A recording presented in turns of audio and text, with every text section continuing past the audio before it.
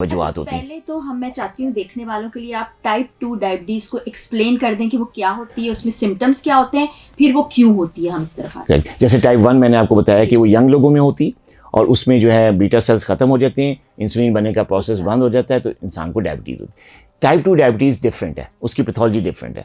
Type 2 diabetes adults को होती है, ज़्यादातर बड़ी उम्र के लोगों को होती है।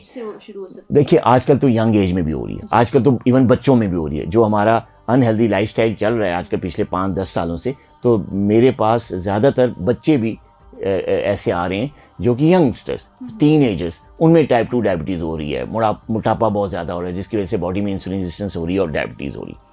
लेकिन वैसे अगर बात की जाए तो adult population above 30, above 35, 40 plus लोगों में जो है ना टाइप 2 डायबिटीज़ होती है।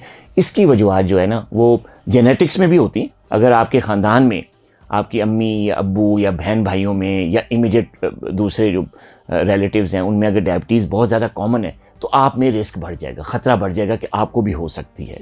होती नहीं, लेकिन आपको जेनेटिक्स में अगर मौरूसियत या पेरेंट्स में डायबिटीज़ है तो फिर ख़तरा इस बात का है कि चेक रखें और थोड़ा बचें, प्रिवेंशन करें, तो वो आपका ख़तरा बढ़ जाता है। होती भी है। फिर जब ख़तरा बढ़ता है और आप अनहेल्दी लाइफस्टाइल में आते हैं तो डेफिनेटली फिर हो सकती है। एक तो ये जेनेटिक्स। दूसरी बड़ी वजह ये है हमारा जो कुछ इन्वायरमेंटल फैक्टर्स हैं। वो फैक्टर्स में सबसे बड़ा जो फैक्टर है वो है अनहेल्दी डाइट। यानी लोगों का जो खाना पीना है वो प्रोसेस फूड पे ज़्यादा बेस करने लग गया, और जो नेचुरल डाइट है जैसे सब्जियां हैं, फ्रूट्स हैं, होल ग्रेन्स, अनाज जो है वो उससे हट के लोग प्रोसेस फूड पे आ गए। हाँ, ये माएँ सुन लें जो बाजार से नगेट्स ला के बच्चों को फ्राई करके देती हैं। डीप फ्राई बहुत ख़तरनाक है। Fast food. डॉक्टर साहब, लंच बॉक्स में जुल्म की इंतहा के बच्चों का अगर आप देखें तो सारा प्रोसेस्ड फूड होता है, तो अब सुन लें कितना ख़तरनाक है। और ये बड़ी वजह एक जो है ना ये प्रोसेस्ड फूड का इस्तेमाल है, अनहेल्दी खाने जिनको कहते हैं, और वो उसमें ज़्यादातर जो है वो जो सिंपल कार्ब्स यूज़ हो रहे हैं, मीठा बहुत ज़्यादा यूज़ होता है, कोल्ड ड्रिंक्स बहुत ज़्यादा यूज़ हो रही, एनर्जी ड्रिंक्स के नाम पे बड़ा वो आ, तो ये चीज़ें जो है ना इस्तेमाल करने से बहुत ज़्यादा रिस्क बढ़ जाता है टाइप 2 डायबिटीज़ होने का, तो होती भी है। ये एक चीज़। दूसरा है मोटापा, ओबेसिटी। आजकल ओबेसिटी बहुत कॉमन हो गई क्योंकि बैठे तो रहते हैं आप, कोई हिलजुल नहीं करते, कोई फिजिकल एक्टिविटी नहीं है, बच्चों के हाथ में मोबाइल है और सारा दिन वो क्या कहते हैं काउच पोटैटो बने रहते हैं। एग्जैक्टली। और यही वजह है उनके वेट गेन की। जब वो बैठे रहते हैं और फास्ट फूड खाते रहते हैं और साथ चलना फिरना, फिजिकल एक्टिविटी, गेम्स तो ख़त्म ही हो गए ना, सब कुछ मोबाइल पे आ गया या लैपटॉप पे आ गया, तो उसकी वजह से उनको वेट गेन होता है। वेट गेन होने की वजह से बॉडी में इंसुलिन रेजिस्टेंस होती है। जब इंसुलिन रेजिस्टेंस होती है तो डायबिटीज़, टाइप 2 डायबिटीज़ हो जाती है। बेसिक जो वजह है ना टाइप 2 डायबिटीज़ में, जो जैसे वहाँ पे टाइप 1 में जो था कि इंसुलिन बनती ही नहीं, यहाँ पे क्या है, इंसुलिन बन रही है लेकिन इंसुलिन काम नहीं कर रही ड्यू टू इंसुलिन रेजिस्टेंस।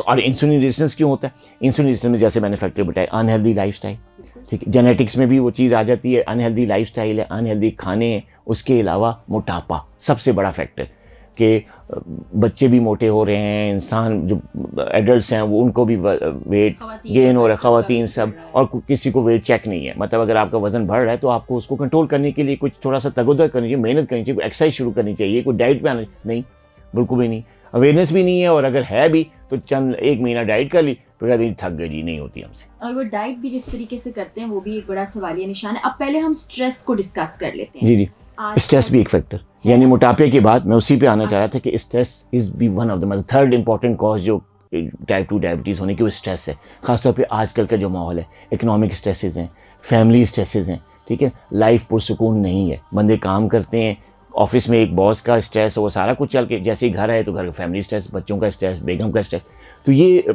अच्छा बेड तक आते आते सोते सोते वो इतना ज़्यादा स्ट्रेस ले चुका होता है इंसान सुबह से लेके शाम तक कि फिर रात को नींद ही नहीं आती।